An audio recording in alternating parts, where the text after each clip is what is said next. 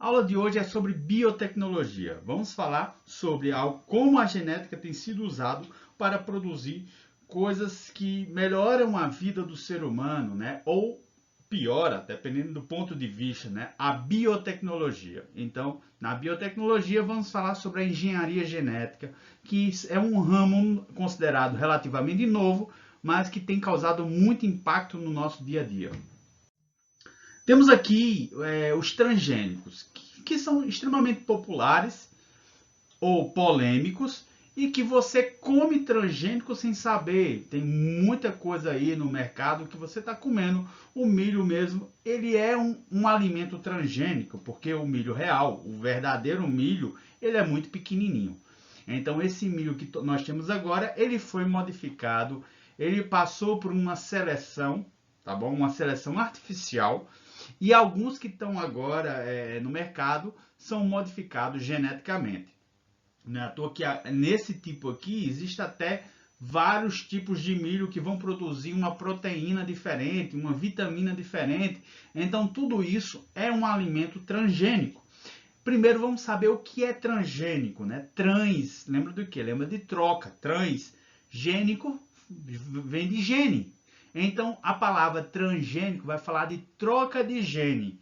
Então, quando eu pego um gene específico de um ser vivo e acabo inserindo no DNA de outro ser vivo, então eu acabo criando um transgênico, tá bom? Todo transgênico vai ser um organismo geneticamente modificado.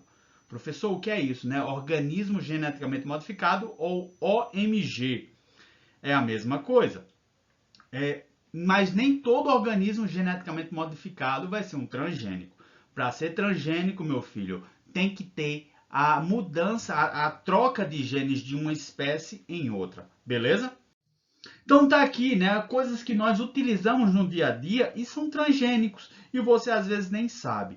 Se tem esse Tzinho aqui, existe uma lei que obriga agora os produtores a colocar esse Tzinho para dizer que o alimento foi geneticamente modificado, que ele foi inserido algum gene de uma espécie em outra para virar um transgênico, e aí tem que ter esse T. Então nós temos aí óleo à base de soja, soja modificada, feijão, milho, cereais, né? Até um pipos que você come à base de milho. Você olha lá, tá lá o Tzinho no pipos, em algum salgadinho, em qualquer coisa você vai encontrar acaba encontrando esse Tzinho. Aqui temos um transgênico, que são organismos geneticamente modificados. Os primeiros transgênicos foi feito aqui, ó, numa planta de tabaco. Se pegou um gene de um vagalume, um gene específico foi cortado desse vagalume, que produziu uma proteína chamada luciferina. Professor, misericórdia, luciferina, que significa proteína de luz. E aí pegaram esse pedacinho do gene de um vagalume e conseguiram introduzir no DNA de uma planta de tabaco. E aí, no momento que cultivaram essa planta, ela começou a brilhar no escuro. Esse aqui foi um dos primeiros transgênicos que fizeram entre um vagalume e essa planta. Outros foram criados também. Começaram a colocar genes de água viva, tá bom? Água viva. E aí essas águas vivas, elas também brilham no escuro. E aí introduziram aí no DNA de alguns camundongos, no DNA de coelhos. Então acabou que esses animais produziam essa proteína que fazia com que eles brilhassem no escuro, tá bom? Então tá aí os organismos geneticamente modificados transgênicos. Deu para entender isso? Houve uma troca de gene de uma espécie em outra. Como é feito esse processo? Pegamos uma enzima de uma bactéria chamada Escherichia coli ou E. coli e ela tem umas enzimas específicas chamadas enzimas de restrição ou endonuclease. Lembra desse nome decoreba safado, endonuclease. Essas enzimas de restrição agem como se fossem tesouras moleculares do DNA. Elas conseguem cortar partes específicas do DNA e faz com que o DNA possa ser destacado. Alguns genes podem ser cortados. Então, através dessas enzimas de restrição específica, se pode cortar pedaços desses genes No momento que você corta, você também pode cortar pedaços de genes de outra espécie e acaba introduzindo esse gene de uma espécie em outra, né? Fazendo uma ligação através de uma enzima chamada DNA ligase. Vamos falar de um caso específico, por exemplo, a produção de insulina. Antigamente, a insulina era retirada do pâncreas de cadáveres ou era retirado de alguns animais, como porcos. O pessoal que tinha diabetes não tinha condições de produzir insulina suficiente e acaba retirando desses animais, o que poderia causar até infecções ou alguns problemas. Muita gente não se dava bem com essas proteínas animais nessa insulina animal. Então se criou, através da engenharia genética, a introdução de um gene humano capaz de fabricar essa insulina e foi introduzido no DNA de uma bactéria. Então, através dessas enzimas de restrição, que fizeram cortes do DNA humano na parte específica que produz a insulina, ela foi introduzida nesse DNA dessa bactéria. Então, nesse momento, quando houve, através do DNA ligase, essa união, vamos chamar que esse DNA que foi introduzido, ele é chamado de DNA recombinante. Vai ser o DNA que vai combinar com o material genético do animal específico. Esse DNA recombinante é realmente a característica que eu quero produzir nesse novo animal. Então, no momento em que se colocou esse DNA recombinante nesse plasmídio, que são fragmentos de DNA de uma bactéria, se cultivou essa bactéria, ela começou a se reproduzir de forma assexuada, por cisparidade, e aí se criou vários clones com bactérias modificadas capazes de produzir insulina para o ser humano. E dessa forma que se cria insulina. Aqui poderíamos pegar um DNA de uma bactéria e introduzir numa planta. E aí é feito dessa mesma forma, isola o DNA dessa bactéria, corta o DNA com enzimas de restrição ou endonuclease, através do DNA ligado, se faz a mesma coisa do DNA da planta, tá bom? E aí, no momento que corta o DNA da planta, se faz uma ligação com o DNA ligase. E aí se cultiva esse DNA, se coloca na célula, se cultiva e se cria plantas geneticamente modificadas ou transgênicos. Vixe, olha só esse boi! Misericórdia, ele é extremamente musculoso. Nesse caso, não é um boi transgênico, é um boi geneticamente modificado. Qual a diferença?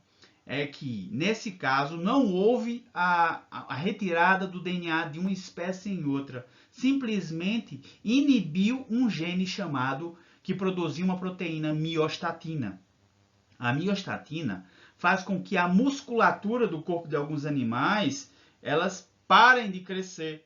É um limitador de musculatura. No ser humano tem essa miostatina, nos animais também tem. No momento em que inibe esse DNA, esse fragmento do gene que produz a miostatina, faz com que o crescimento muscular seja de forma indeterminada, sem limites. Então se criou esse boi geneticamente modificado, que não é um transgênico. Tá aqui o boi. E por que se faz isso? Agora se pode produzir mais carne. Então, para a pecuária, isso seria algo bom.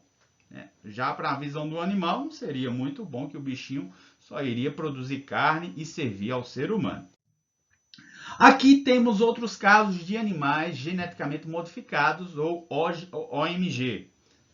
Lembra de Oh My God?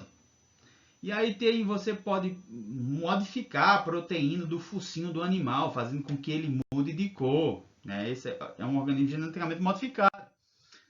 No caso da clonagem, a clonagem também faz parte da biotecnologia e temos o primeiro animal clonado em 1996, a ovelha Dolly. E a ovelha Dolly, ela foi clonada e ela envelheceu mais rápido do que a mãe. E vamos falar como esse processo é feito.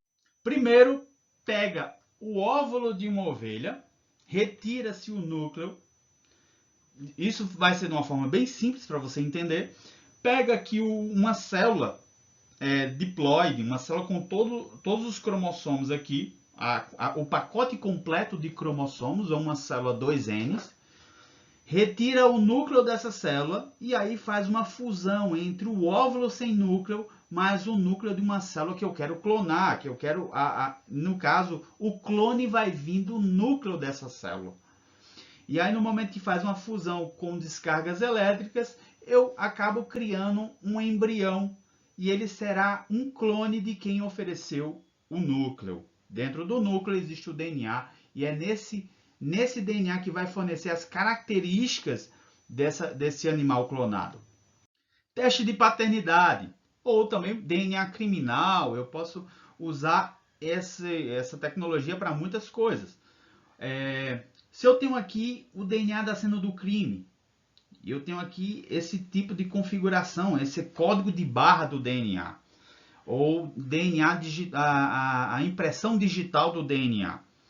E aqui está esse código de barra, que foi encontrado na cena do crime, esse DNA, e eu tenho 7 suspeitos. Se analisarmos aí essa imagem, quem será o suspeito da cena do crime?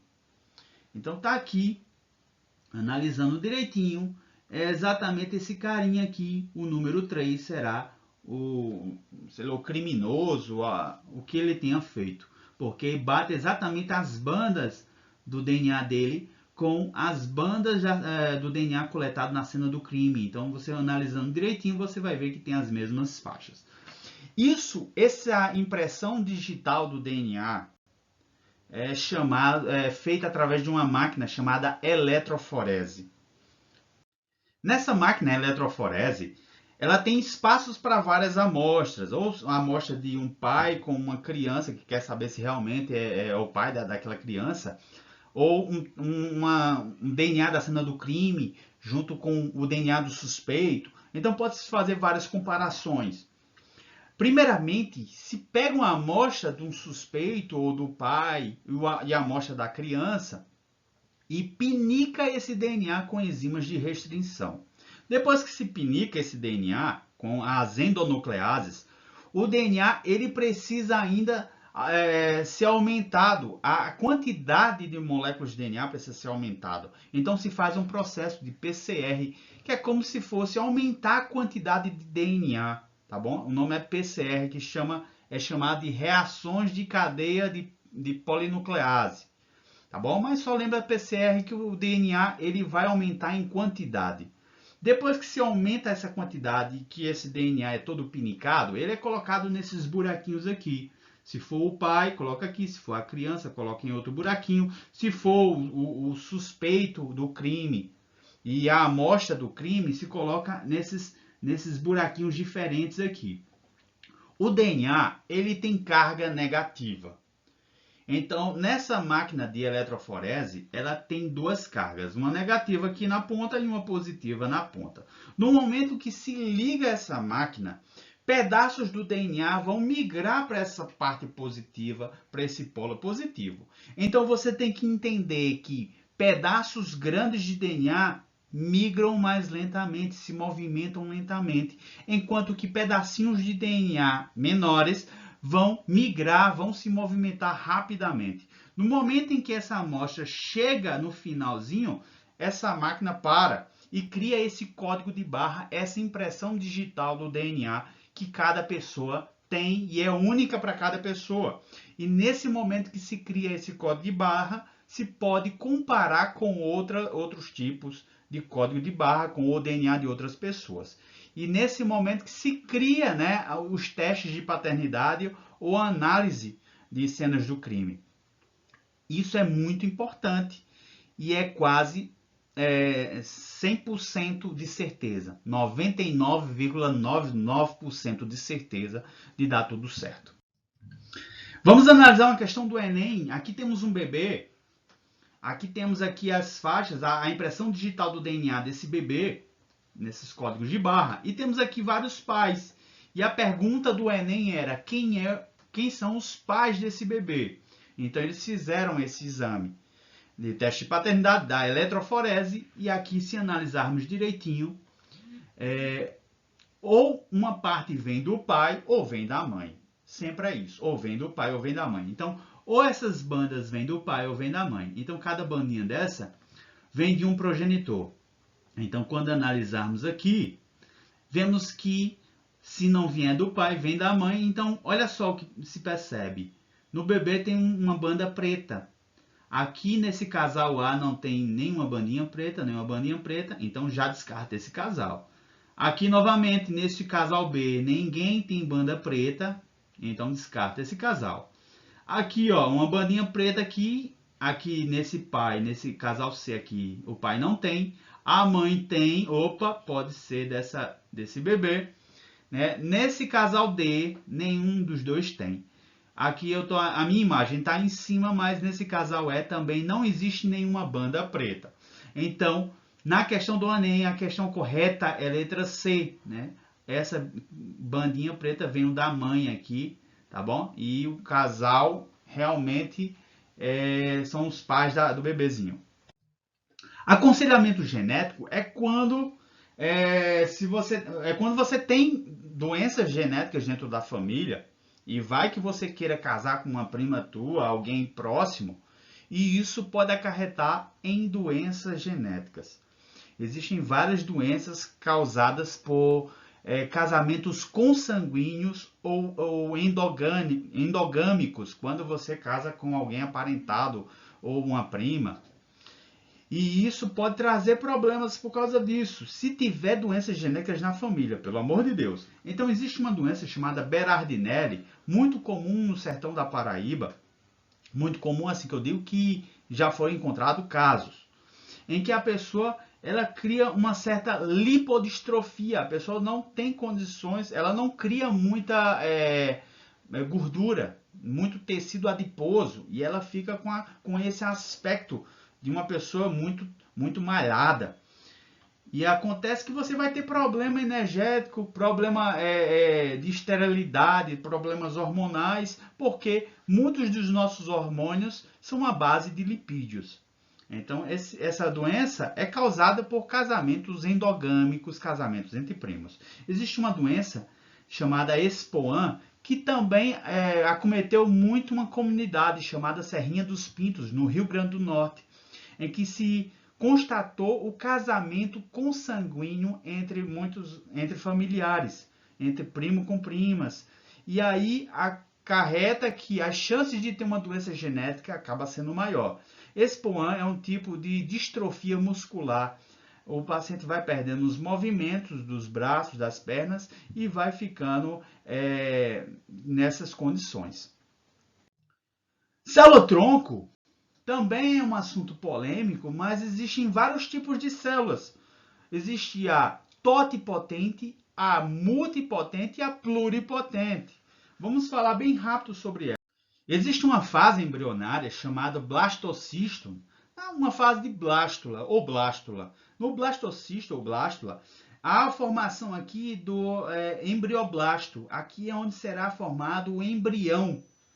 Durante essa formação, e aí, nessa formação do embrião, são retiradas células desse embrioblasto, que vão formar as células-tronco totipotente. Elas são realmente retiradas das células embrionárias.